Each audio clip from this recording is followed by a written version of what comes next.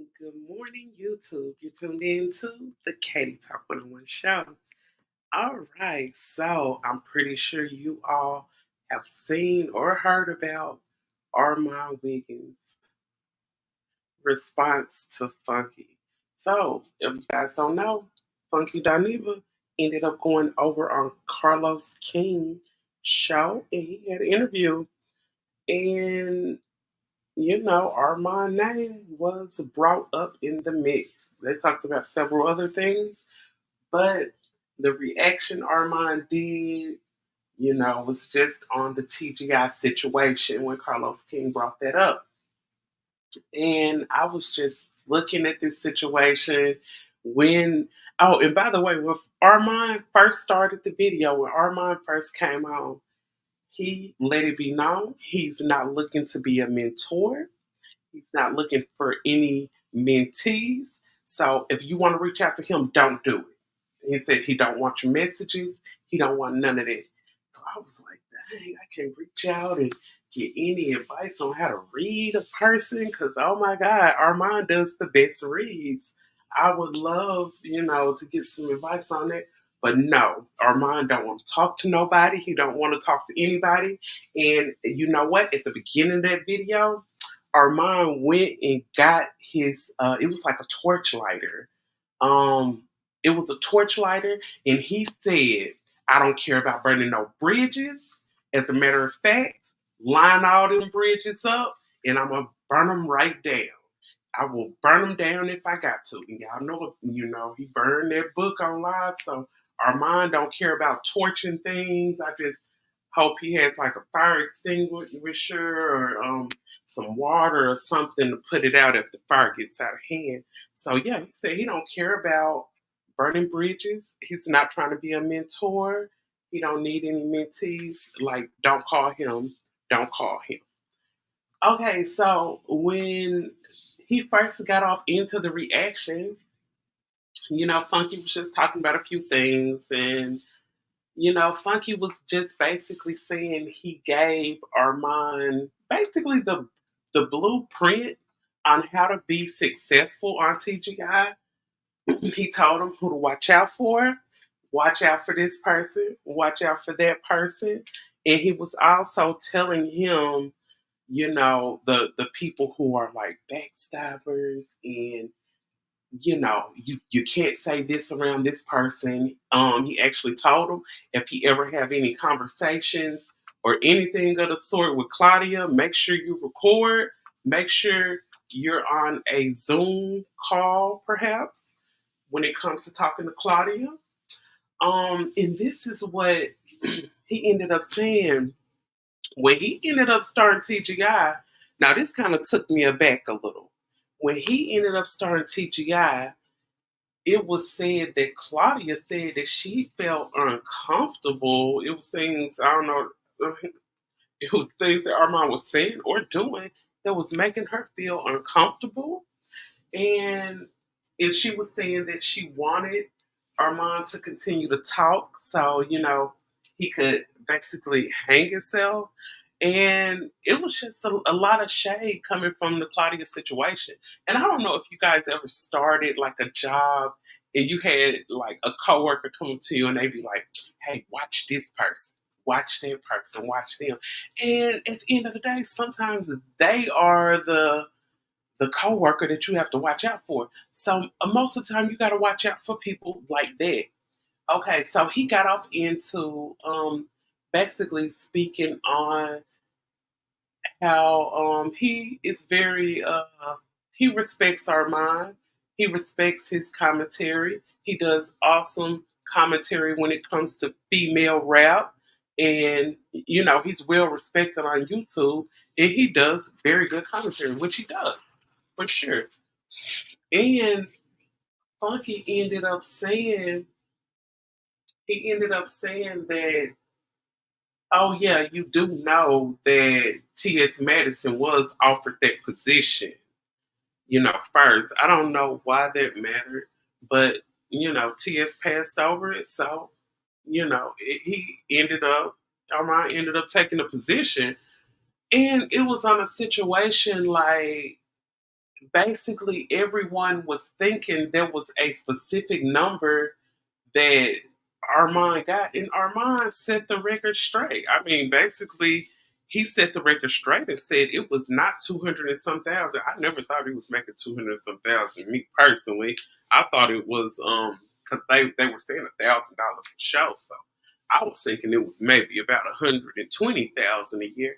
But Armand was actually really making 70,000. He was making 70,000, and I would never sit up and say only 70,000. Like, I know for the average lower middle class person, 70,000 is a pretty good little coin. But Armand says he makes more than that a year on his YouTube. So he was really hesitant to even take the position in the first place. But he said he sit down and he had a talk with his mom, and he was like, "Mom, I really don't want to do this." So Armand said he didn't even want the position to begin with. But his mom was like, "Look, this could open some other doors for you, and it could perhaps get you in some spaces that you have not been before. It could open some opportunities for you." But Armand says surprisingly, when he ended up taking a position, he said that TGI didn't have any kind of perks. He said he couldn't get in on the red carpet on any BET things. He couldn't get any kind of sponsorships with anything. He actually said something about you had to have your own equipment and you had to have your own cameraman. You had to have a whole lot of stuff on your own. And he was just saying, he could be over here working on his YouTube, but really at the end of the day, when he had ended up getting a position, he basically felt like it was a big waste of time. And then not even looking at and considering all the drama that came along with that job. Like he was saying, Funky, you warned me of this person, you warned me of that person, but you never told me how insecure and jealous that Al Reynolds is. And when he ended up saying something about Armand, now this one really ticked Armand off. When he ended up saying Armand is immature and he needs to grow up, oh my God, you would have thought Armand would have about slipped out his seat because that really peed him off when he said Armand is immature. And he was saying that Armand needs to grow up, but he was like, I was thinking this. Well, this is what I was thinking because I don't think Armand mentioned this. Do you all remember? I think it was Funky Dineva was renting like some kind of big, nice house from I think Michelle ATL, and he left like I think dog poo all over her apartment, and people were like, "Well, was that very mature of Funky to do that?" And then this is another thing that I thought was really petty. After Funky Dineva, he said they did not come with the other $250 because he was supposed to get $1,250, but they were only giving him 1,000. So he said, look, if you don't want to give me the $250, just add me on the insurance. They didn't want to do that, so he walked away. And keep in mind, a big amount of the views that was on TGI, I believe most of the views were Funky's followers. So I just feel like this. You were double talking yourself, Funky, when you said Armand is immature, but you went on and you admitted that when you left TGI, you intentionally went live at 8 o'clock, the same time that they went live, just to try to offset their views because a lot of those followers were coming from you. So you actually was going live, basically trying to knock them out, like you making it where they can't get no views. So it's looking like you're on some childish stuff too. So I could understand how Armand could be irritated listening to it. But, but, but, but I look at it like this. It's really, really sad that I'm from the outside looking in. Now that Armand told his side, and I'm not usually on Armand's side, I know a lot of people kind of hold him to the fire, and I know usually most people who are very outspoken, people hold y'all to a different standard. And there's the little things that people will nitpick on you about. One thing when you talk kind of hard, when you're outspoken, things can come off different. It's just like if you see a little petite baby voice woman going off, then you will see a woman like me, tall, big, dark skinned woman with a heavy voice going off. Who's gonna come across more aggressive? So I think that's the situation. Armand speaks his mind. Whenever someone do anything that irritates him, he'll speak his mind. So I could understand. I think he said, in somebody correct me if I'm wrong, if you're watching the replay, um, he was with them from March into June. With Armand being so outspoken, think about that. From March to the month of June, he was holding his tongue.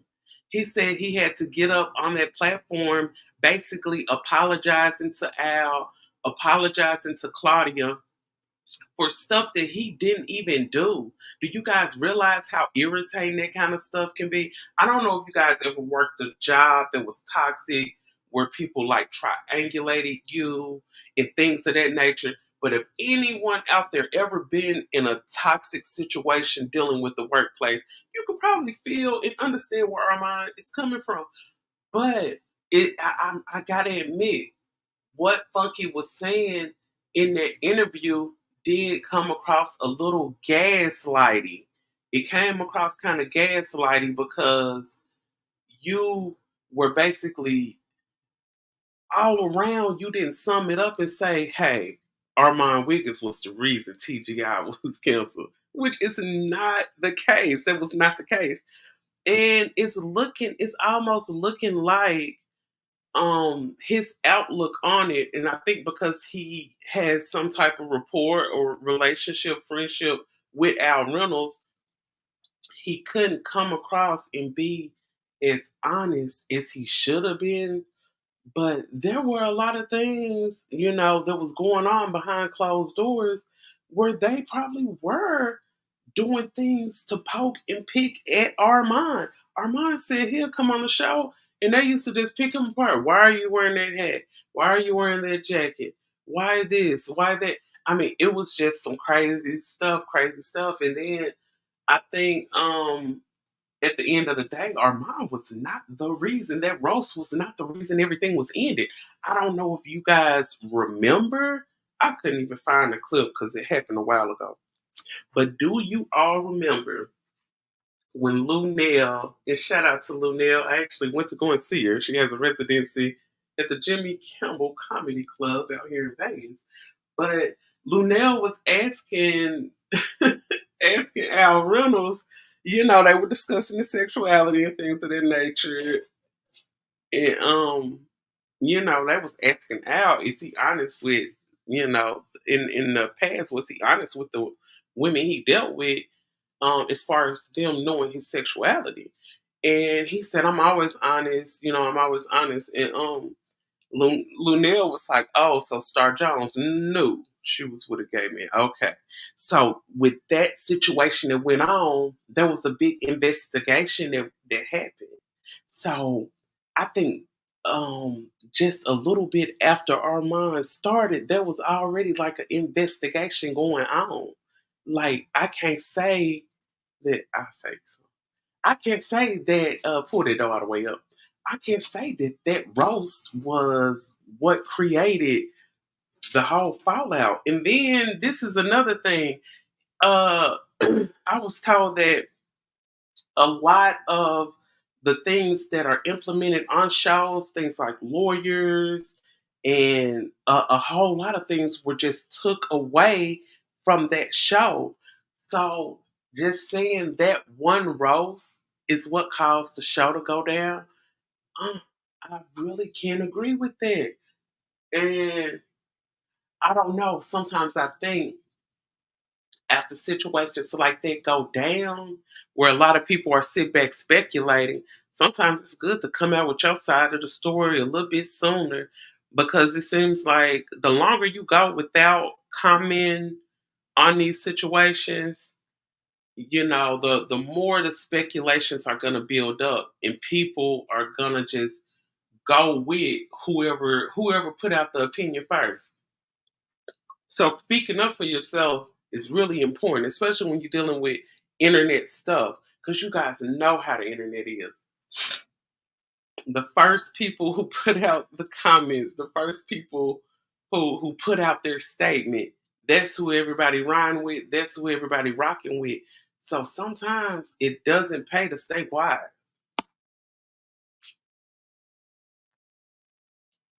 It doesn't pay to stay quiet on the internet streets. And there's times when you got to speak up. There's times when you're gonna sound aggressive.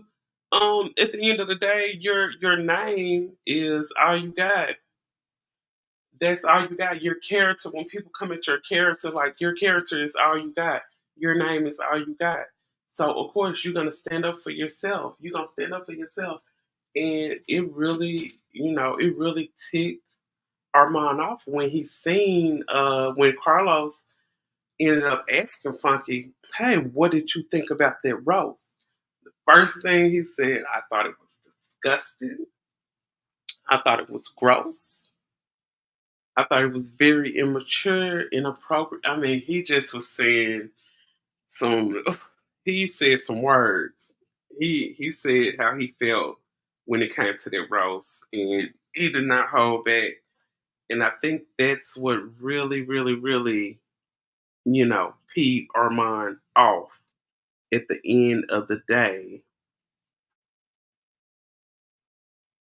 At the end of the day, that is really what peed him off when he ended up hearing him comment on that roast. And the things that he said really ticked him off. And then at the end of the day, no one knows what Armand went through when you work with them people. Um, we personally don't know, because I gotta admit, I have worked some jobs. I wasn't making this. I wasn't making 70,000, but I have worked some jobs that had very, very toxic environments, and that stuff can really, really, um, just mentally make you kind of unstable in a sense. I remember this. I don't know if it's taking it too far or whatever, but I remember when Armand ended up having his call in, and people called in, and he was like, "Do you think you could possibly have a lawsuit against them?" Because to me, it looks like a situation where he is distraught. I won't go as far as to say he has a lawsuit, but looking at how he was up on his panel and he was crying and he was emotional every time this situation comes up, looking at everything that everyone's saying about him and how this is affecting him mentally, I don't know. Maybe Armand may want to look into probably talking to a lawyer about this situation. Especially on the outside looking in, it looks like Armand could have been the fall guy. But I don't know, because it's hard to look at. I know when a person talk real hard and they're very opinionated, it's very difficult to look at them like they could be a victim. But looking at the situation of everything that went on behind closed doors, everything that went on, in our faces, it's basically looking like Armand was almost used as a file guy. And he was just in a situation where he was trying to build up his resume, really. TGI is a very, prominent name attached to Fox. So it's like in a situation where, hey, I'm gonna take this little pay cut. I know I could be over here on YouTube on my own channel, building up my own thing, but I'm gonna attach myself to this entity and get this. I'll go ahead and take this little position because I feel like it's gonna build me up, build my resume up. Perhaps in the future, it could get me in some rooms that I never been before.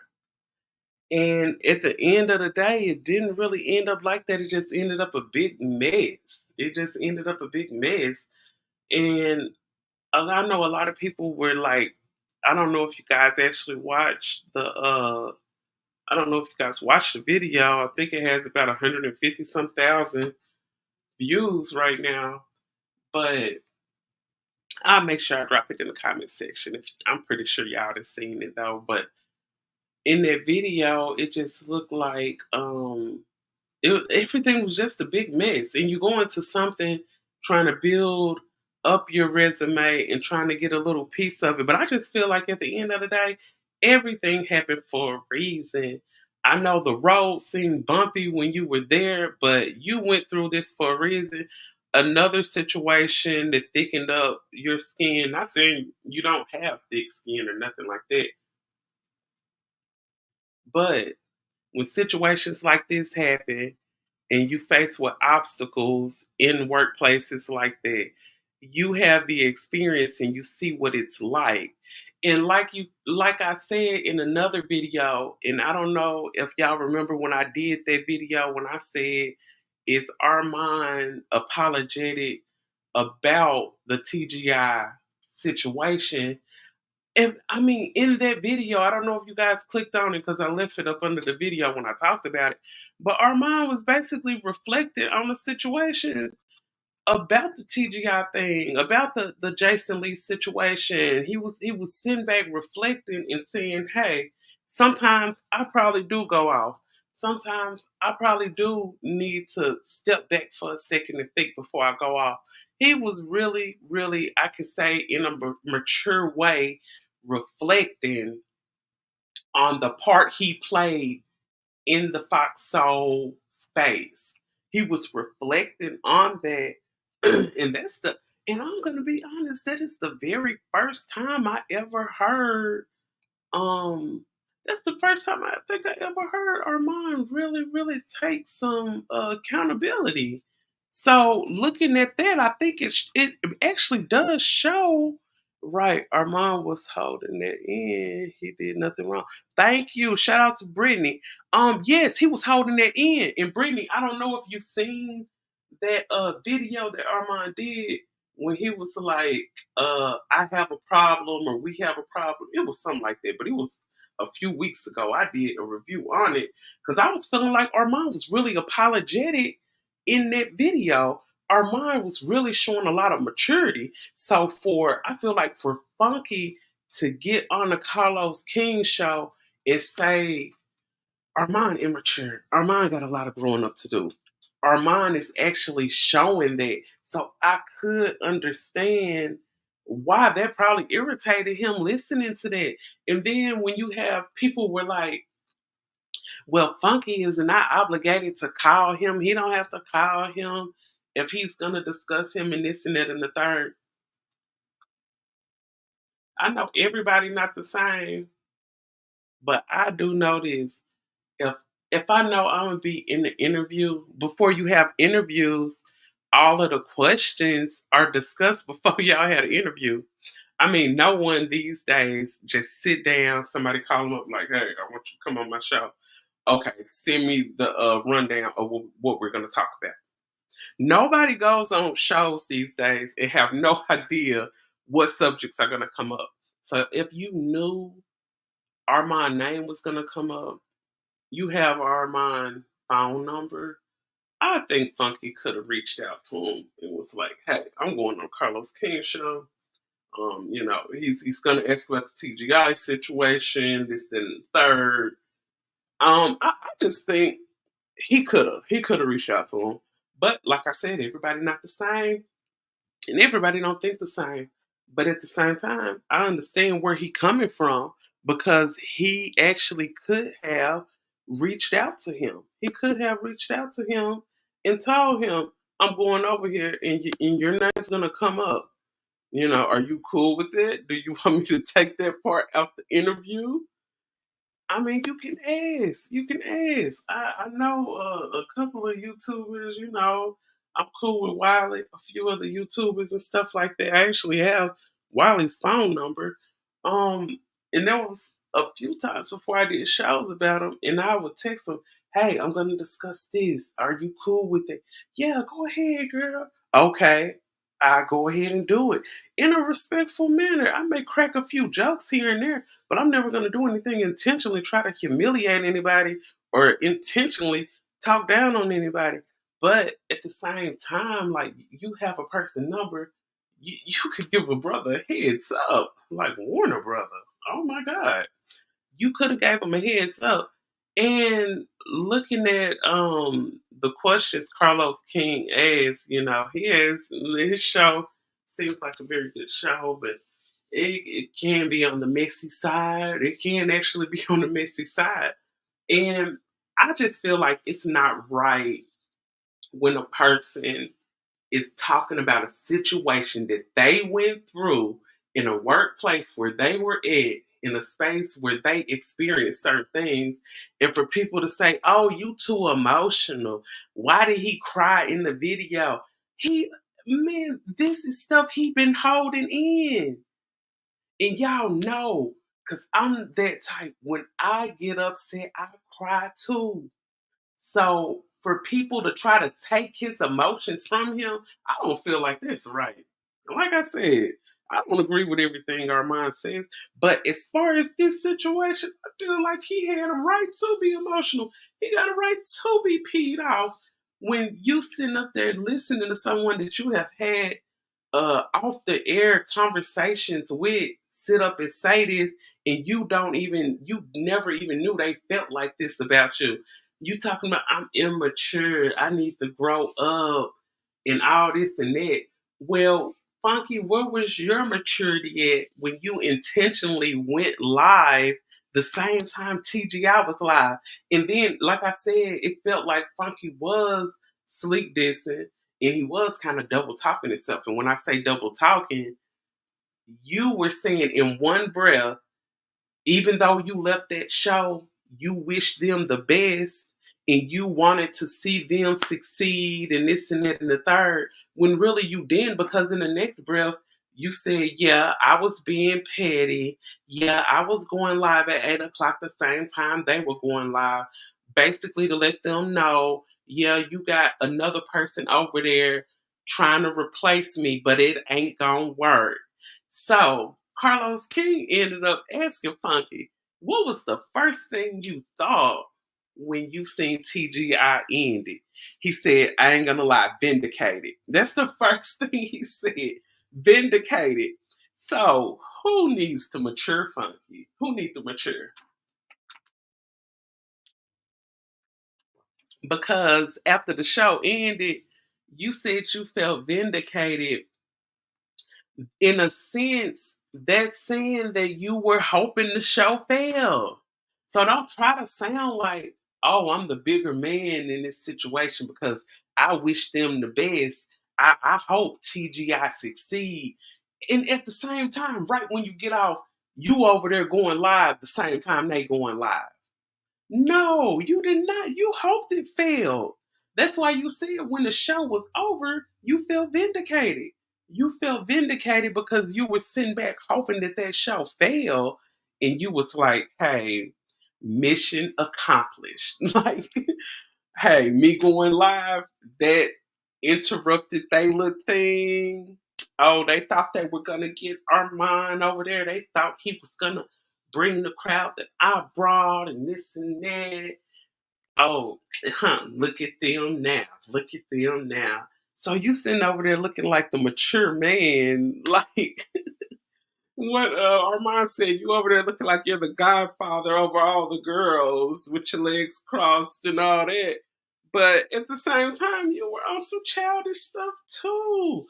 So I just say, like, y'all stop gaslighting people who are talking about they personal experiences with stuff.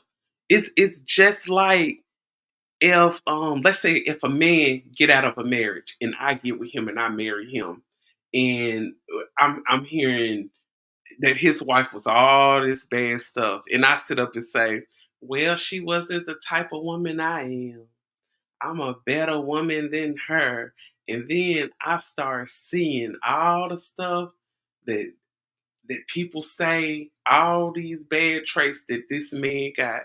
Everything that other woman was saying she was going through with that man, I actually started experiencing it. And then I'm gonna be sitting back like looking stupid because I was feeling like I am the better person.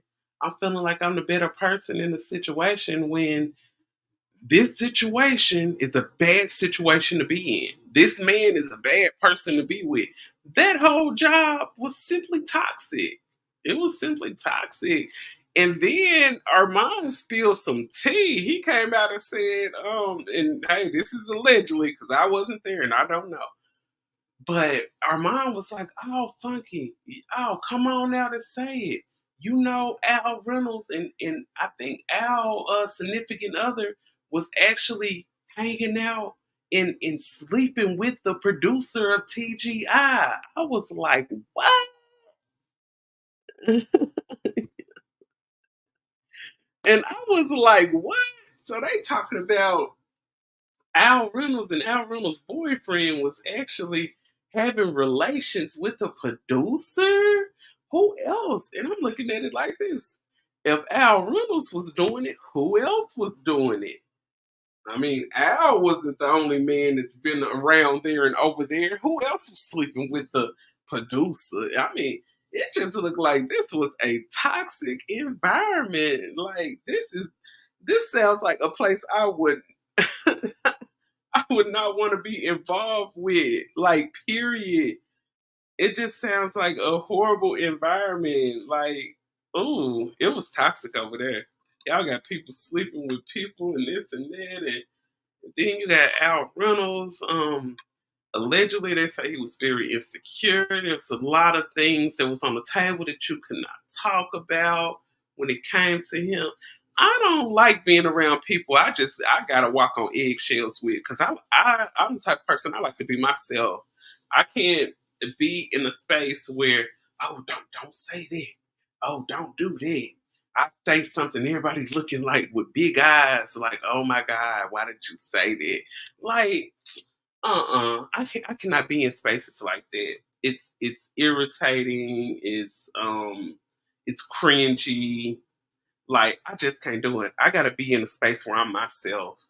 I gotta be in a space where I can be myself. I can talk.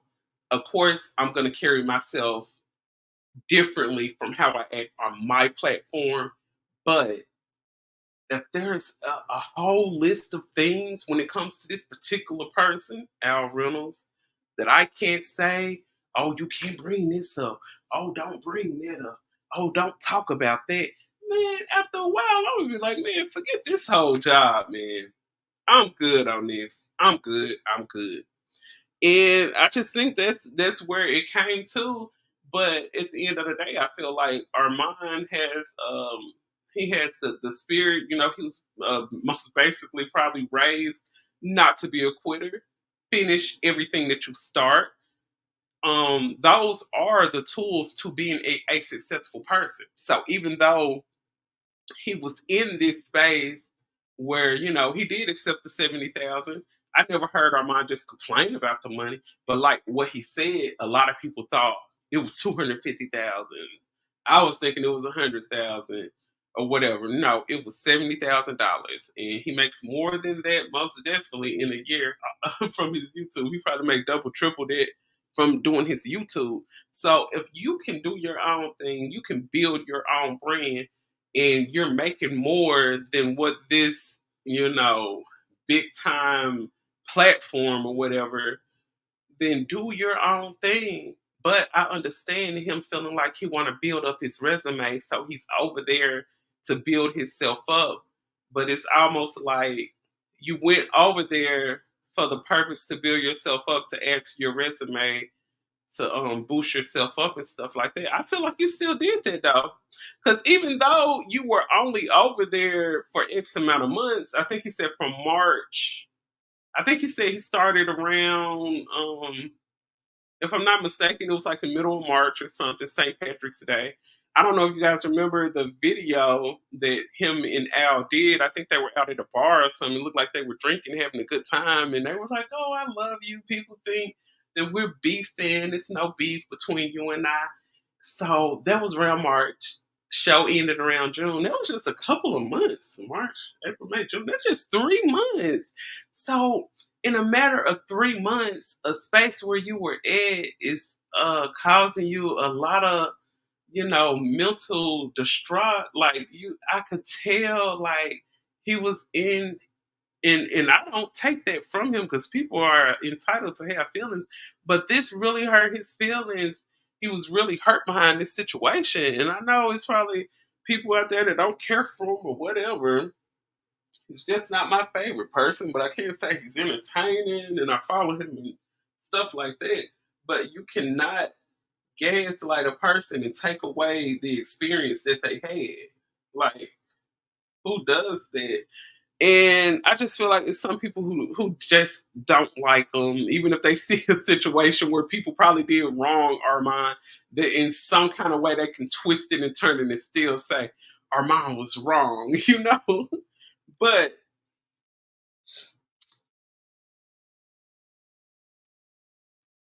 But I just feel like you still have to take into consideration those were actually things that he personally went through with TGI.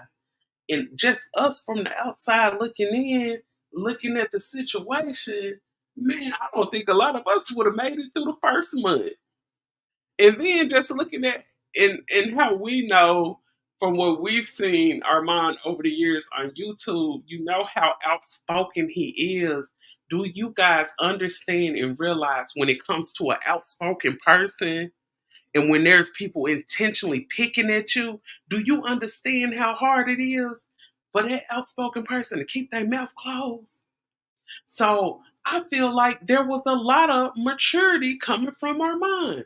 I'm sorry, I don't agree with Funky when he said Armand got a lot of growing up to do. Of course, in certain situations, yeah, he could have did better. I admit maybe that roast wasn't the best thing. I said that myself. But at the same time, looking at the overall situation, I think he handled it well. I think at the end, the roast was just a big blow up of Armand getting a lot of stuff off his chest. And you guys know, I always say, whenever I have an issue, I like to bring it to the floor with whoever I got the issue with. We sit down right then and speak it out. And it's hard. It's hard to do that when you're dealing with when you're dealing with a person that has a very big ego. And let me tell you this, a person with a big ego who's very sensitive, a person with a big ego. Okay, close it down. If you have a big ego, you're very sensitive, but you're outspoken. That is a terrible, terrible combination for a personality. I'm sorry. And I'm speaking on Al Reynolds because that's what it sounds like. It sounds like it sounds like Al Reynolds is outspoken, sensitive, and he got a big ego. A lot of people have these different personality traits that don't go together. It's just like when you know a person that speak their mind. They say the rudest things to people. They don't hold back when it comes to how they feel about people. But they got thin skin and they very sensitive. Those are horrible combinations for a freaking personality. Those are people who will get on my darn nerves because you outspoken as heck. But when a person outspoken with you, when a person keep it 100 with you, you ready to throw a tantrum. Baby, some of y'all need to, and don't get me wrong, it's hard. They say a personality is set by the age of 5, I believe. By the time you're 5, your personality set, who you're gonna be is kind of set in stone. But some of these people out here need to work on their personality. If you're gonna be outspoken How you gonna be sensitive to? All of that don't go together. So I can understand with Armand being in a space with Al Reynolds with the personality he got, I'm pretty sure he was irritated. I'm pretty sure there were times when it was time to get on set and get on camera where he was like, "Oh, I do not." You guys know how I feel. You get up in the morning, get dressed, you brush your teeth, wash your face, get dressed to go into a job that you hate. It's seeming like that's what Armand was going through, but he was looking at it. He was looking at it in the tunnel vision type of space. In tunnel vision, it's like you're going through the darkness, you're dealing with the crap, but you're like, hey, at the other end of this tunnel, things are gonna work out. I'm gonna have this on my resume. Everything gonna work out okay. So don't get me wrong, like I said, this is still a situation where Armand does have this on his resume. But another thing that's on Armand's resume, hey, is that roast. People still gonna look back and be like, "Oh my God, did you see what he said about about about Al Reynolds on his birthday? Like, who says that to a man on his birthday? How can he do that?" But at the same time, it was in a situation where he had been holding a lot in. And when it comes to certain people don't need to hold stuff in on their chest. It's certain situations that happen where immediately you need to address it. And let's see, I think there's Bonita. I think I pronounced that right. Let's be clear, Funky was childish and he was vindictive to go against TGI time slot. Yep, I think that was wrong too to go against that time slot. And then Funky was saying, I hope the show succeeds, even though I'm not there. Like, no, sir, you're double talking yourself. You don't hope they succeed, or you wouldn't have went live the same time they did. That was purposely and selfish and childish, meant to hurt TGI and Armand.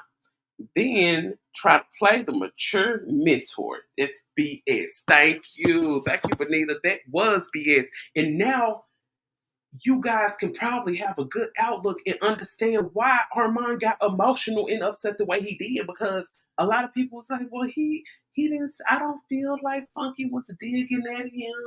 I don't feel like this. I don't feel like that.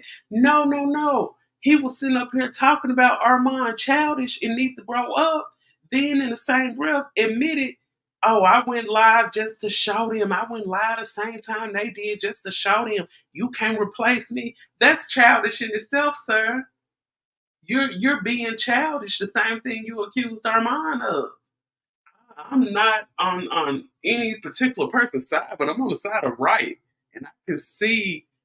I know a lot of people that's fans of Funky probably sit back like, yeah, Funky was right. Yeah, he was right. No, that was not right, because you did not have the best intentions for the show. You making it look like it's just like, if I'm with a guy, mm, it's like this. If I'm with a guy and I break up with him and I tell him, I wish you the best. I wish you good sleep, good sex. I wish you the best. And then once I hear he got a girlfriend, I'm on social media reaching out to his girlfriend. Girl, he don't like to take baths. Girl, he don't really keep a job. Girl, did you look up his background? He a felon. So no, you don't wish this man the best. Cause I just look at it like this: whoever I break up with, I don't wish them no harm. I don't be like, oh, I hope you get a venereal disease. I don't, I don't wish people the worst when I break up with them. I still wish people the best, even though I'm not with them. But in the same breath, for Funky to say, I wish you the best.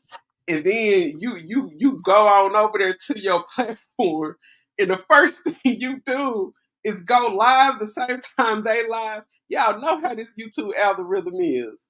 And y'all know a big part Funky knew a big part of the viewership that was on TGI came from his page. Because you guys know when it comes to Fox and even when it comes to these big celebrities, you guys, we seen it around when the 2020 situation happened and all these celebrities came to YouTube. Y'all know they viewership wasn't popping like that because you already have vindicated regular people that came over here and built themselves up from their bootstrap and have a better channel than these celebrities do. So a lot of these celebrities in 2020 that tried to come to YouTube, they weren't popping like they thought they was. A lot of them were not popping at all. A lot of them were not getting the viewership.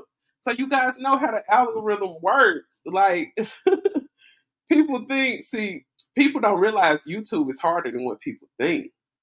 People cannot stand a brilliant liar. Funky is a brilliant liar. Not a fan of Armand's, but this is messed up. Thank you. That's the same thing I said. Like I always say, and I'm gonna be honest, I don't agree with everything Armand do. I've actually spoke out against some things Armand did, about the monkey situation, all that kind of stuff. But right is right and wrong is wrong, and I don't care like who says it or who does it. If you right, you right, and if you wrong, you wrong. It wasn't right, but it was downright diabolical from a petty standpoint. I understand it. Yup. I feel like Funky was being petty in the interview too. And he was being gaslit too. He should have never said what he was still the best and should have kept it funky, like his name. Thank you. He should have kept it funky like his name is. Thank you. And I just look at it like this. No matter how effeminate, some men may come across. You have some men who, they dress up in the makeup and this and that and the third. At the end of the day, these are still men. And I'm going to say this. This is why I'm saying this. Because that gaslighty stuff Funky was doing, honey, that was coming from masculinity. He was being a man. And I'm telling you, all that gaslighting stuff, that's stuff that men do. And I feel like it's a trait that women probably pick up from men, but they gaslight. It was just no cause for it. Why would you gaslight that man like you was simply gaslighting Armand? Simply saying, oh, that read, it was gross. It was disgusting. It was inappropriate. It was childish. I'm like, oh my goodness, did you tell Armand this? Did you tell Armand this? And then, like I was just saying, when it comes to the personality of Al, and hey, I never met Al. All I can simply do is go off of the opinions that people have had that have been around Al. One trait, sensitive. One trait, outspoken. The other trait, you are very egotistic. Those are terrible combinations. Terrible. And like I said, I know when a lot of people get to a certain age, they're stuck in their ways. So more than likely, like people always say, hey, people will never change. The only thing that's gonna change is they draws. They're gonna get up, take a shower, and change clothes. That's the only thing that's gonna change for some people. But in the same point, I think the TGI situation ending, I think it could be a learning lesson for everybody. Like how Funky was just trying to put it all and this is what I'm looking at. I don't know how long the TGI thing been going on. I think it's been popping off since around or before 2020. So that's a matter of 4 years. How can you put a show that's been going on 4 to 5 years? I think it may be five, because I remember um was it Vivica Fox, Lisa Ray, Claudia Jordan, and it was another lady on there. So this 4 or 5 years of a show that just ended back in June of 2024. How can you put that whole time that show was on from it ending? How can you put all that in the lap of Armon Wiggins? You can't. A situation where a man was in a space for 3 months from the whole show going on for a couple of years. You can't put all of that show ending on Armon. That's why I say it looks like TGI placed him there as a fall guy because they already know the whole situation was about to fall. So they like, hey, let's bring this YouTuber in. He can bring us some views. He has great personality. Yeah, he's into the female rap genre. Let's get him in. Fall guy. There you go. We're gonna place it all on him. Hey, let's start the roast stuff, and we can go from there. I just really, really feel like it was a situation where he was put in to be a fall guy. And I don't know, maybe Armand needs to probably contact a lawyer and talk about the situation because it looked like it put a whole lot of unnecessary stress and strain on his life. I don't know. I don't know. I'm not a lawyer, so you can contact you a lawyer. Like the man said that called to your show, Armand, you might just have a lawsuit. I'll talk out loud. He'll handle it for you. But yeah, this thing, when it comes to this gaslighting situation, that's enough to piss people off. When a person has stood up and went through a whole lot of stuff and you try to gaslight and take their feelings away from them, that is enough to make you emotional. That's enough to make you emotional. It's like you went through a lot of stuff in a workplace. This is the place where I'm going to try to build my future, make a little coin at the same time. I just want to get in here and go to work and mind my business and do my job, bring in the viewers, and you get turned into the complete villain at the end. Oh, honey, I understand where I'm coming from. I ain't even gonna lie. Never thought I would have said that. But just because, like I say, when people are outspoken compared to a more reserved person, the outspoken person will always be looked at as the villain. And it's sad to say, but that's how this world is. Sadly, sadly, sadly. So I'm glad Armand got a lot of that off his chest. And honey, sometimes you need to cry just to cleanse your soul. Sometimes you need to get them tears out so you can get all those emotions off your chest. I just hope everything goes all right with you, and I know it will. I mean, you keep it going.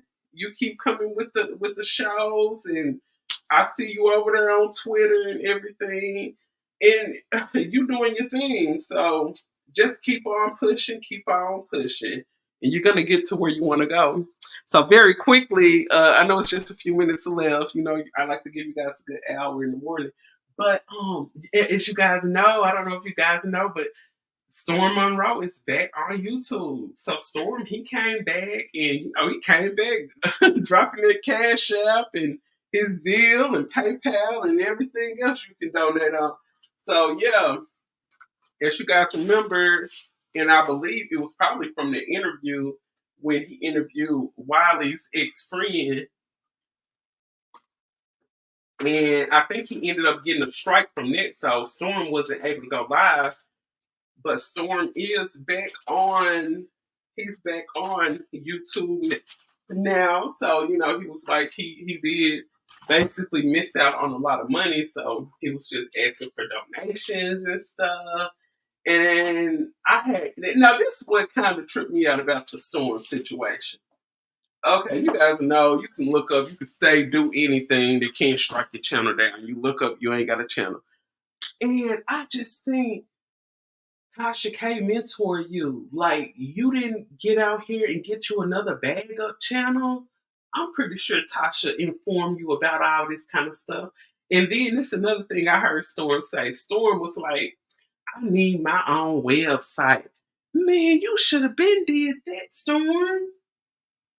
You got mentored by one of the best YouTubers, and it seemed like you did not take away any advice that she gave you.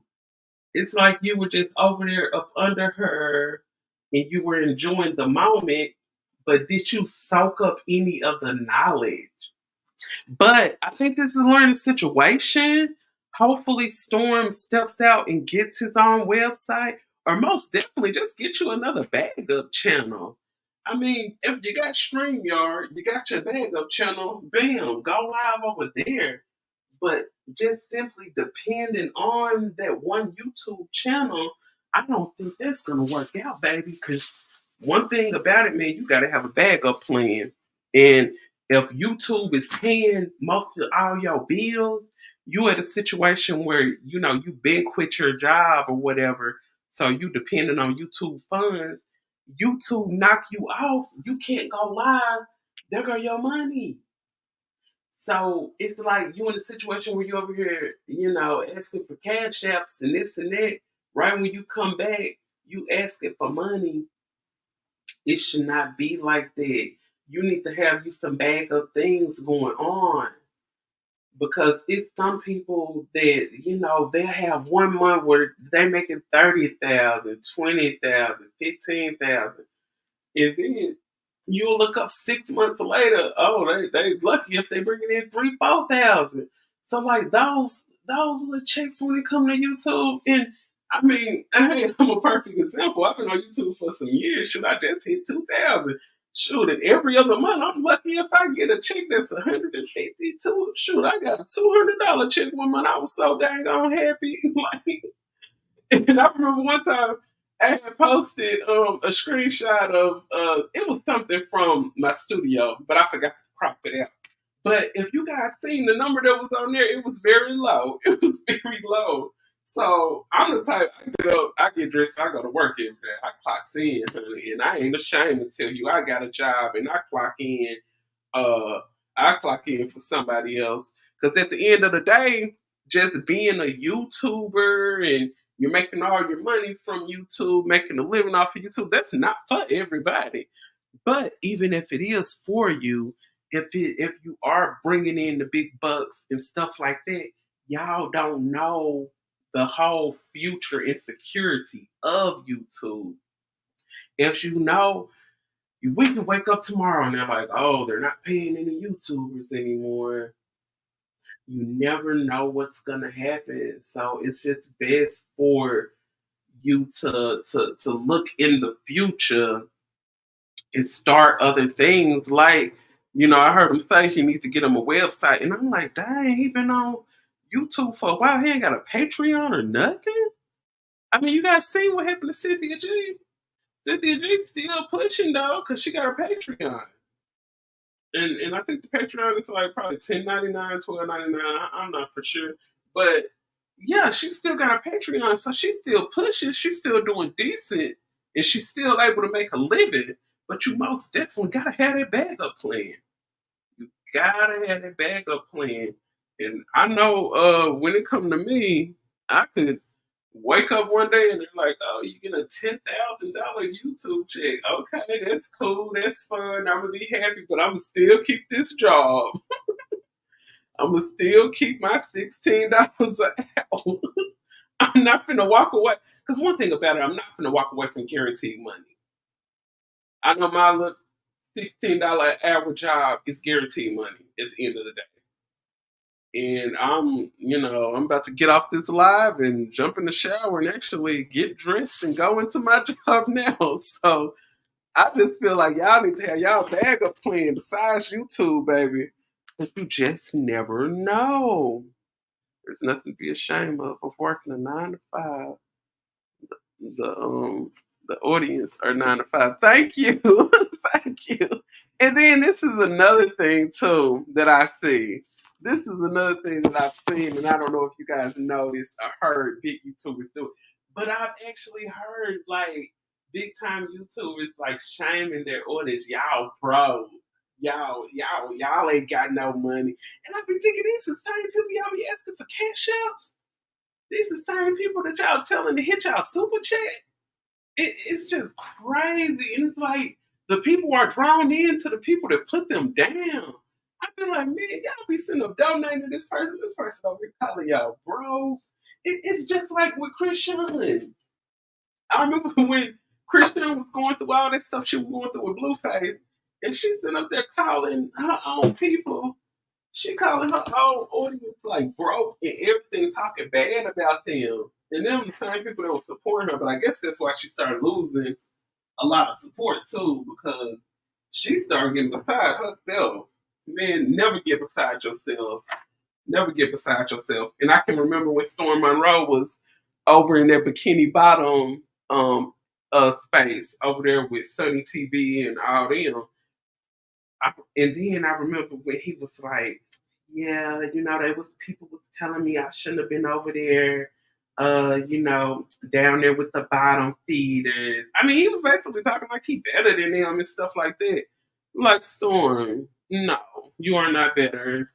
You are not better than the people who you was over there sitting with. And at some point in time, you was over there sitting with them. You are not better than them. You are their equal. If anything, they may be better than you because a lot of them didn't even need mentorship to get to where they is. And at the end of the day, subscribers do not equal money. Storm's sitting over there with, I think he's at 200K or something like that. He ain't making 200K a month. So subscribers don't equal money. And unless you just solid out here and you got it like that, then quit your job. Even if you making a good amount, you got a couple of months where you're making a good amount on YouTube, still keep go part time on your job. Don't just up and quit it too quick. But you have certain people who probably stay with their folks or they probably got a roommate. They probably don't have to work as hard. I think those are the people who probably more than likely, if you got a little help, it's probably easier for you to say, "Hey, I'm gonna quit my job and just gonna dive into YouTube. It's looking like a pretty steady paycheck." But it's not like that for everybody. At the end of the day, everybody ain't meant to quit their job and be a full-time YouTuber. But even if you have and you're making the money, you still must have a backup plan at the end of the day. Keep y'all backup plan. Don't put all your eggs in one basket. So, I mean, that's the advice I can give you. Don't put all of your eggs in one basket for sure. And I hope you all have a fabulous and wonderful weekend. There's a lot of things that's been going on out here in the news. There was a situation in my hometown where a nurse at a UAMS hospital ended up putting a my chart of a patient on her stories on Facebook. So I'm going to come back and talk about all that. It'll probably be tomorrow morning. So if you guys have not subbed to my channel, you guys make sure you sub. Big shout out to all of my subscribers and much love to y'all. And I hope y'all have a wonderful and great weekend. And I most definitely will be back with another one. Peace out. Love ya.